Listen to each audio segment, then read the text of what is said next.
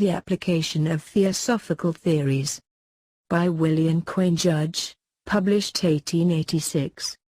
The mistake is being made by a great many persons, among them being theosophists, of applying several of the doctrines current in theosophical literature to only one or two phases of a question or to only one thing at a time, limiting rules which have universal application to a few cases, when in fact all those doctrines which have been current in the East for so long a time should be universally applied. For instance, take the law of karma. Some people say, yes, we believe in that, but they only apply it to human beings. They consider it only in its relation to their own acts or to the acts of all men. Sometimes they fail to see that it has its effect not only on themselves and their fellows, but as well on the greatest of Mahatmas. Those great beings are not exempt from it. In fact they are, so to say, more bound by it than we are. Although they are said to be above karma, this is only to be taken to mean that, having escaped from the wheel of samsara, which means the wheel of life and death, or rebirths, and in that sense are above karma, at the same time we will find them often unable to act in a given case. Why? If they have transcended karma, how can it be possible that in any instance they may not break the law, or perform certain acts which to us seem to be proper at just that juncture?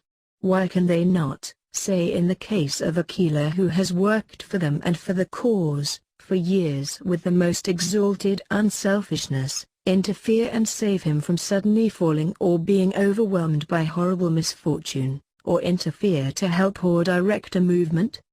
It is because they have become part of the great law of karma itself. It would be impossible for them to lift a finger.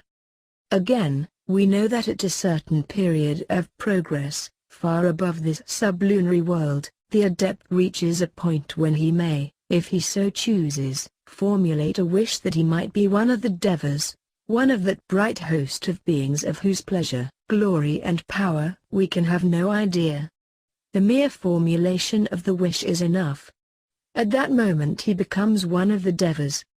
He then for a period of time which in its extent is incalculable, enjoys that condition. Then what? Then he has to begin again low down in the scale, in a mode and for a purpose which it would be useless to detail here, because it could not be understood, and also because I am not able to put it in any language with which I am conversant. In this, then, is not this particular adept who thus fell, subject to the law of karma? There is in the Hindu books a pretty story which illustrates this. A certain man heard that every day a most beautiful woman rose up out of the sea, and combed her hair. He resolved that he would go to see her. He went, and she rose up as usual.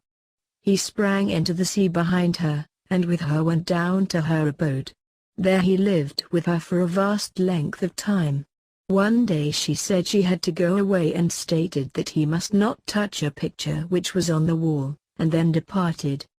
In a few days, fired by curiosity, he went to look at the picture, saw that it was an enameled one of the most ravishingly beautiful person, and he put out his hand to touch it. At that moment the foot of the figure suddenly enlarged, flew out from the frame, and sent him back to the scenes of earth, where he met with only sorrow and trouble. The law of karma must be applied to everything. Nothing is exempt from it. It rules the vital molecule from plant up to Brahma himself.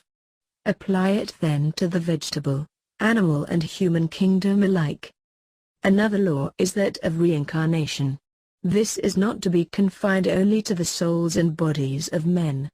Why not use it for every branch of nature to which it may be applicable? Not only are we, men and women, reincarnated, but also every molecule of which our bodies are composed. In what way, then, can we connect this rule with all of our thoughts? Does it apply there? It seems to me that it does, and with as much force as anywhere. Each thought is of definite length. It does not last for over what we may call an instant, but the time of its duration is in fact much shorter. It springs into life and then it dies, but it is at once reborn in the form of another thought. And thus the process goes on from moment to moment, from hour to hour, from day to day. And each one of these reincarnated thoughts lives its life, some good, some bad, some so terrible in their nature that if we could see them we would shrink back in affright. Further than that, a number of these thoughts form themselves into a certain idea, and it dies to be reincarnated in its time. Thus unrolls this vast flood. Will it overwhelm us? It may, it often does. Let us then make our thoughts pure.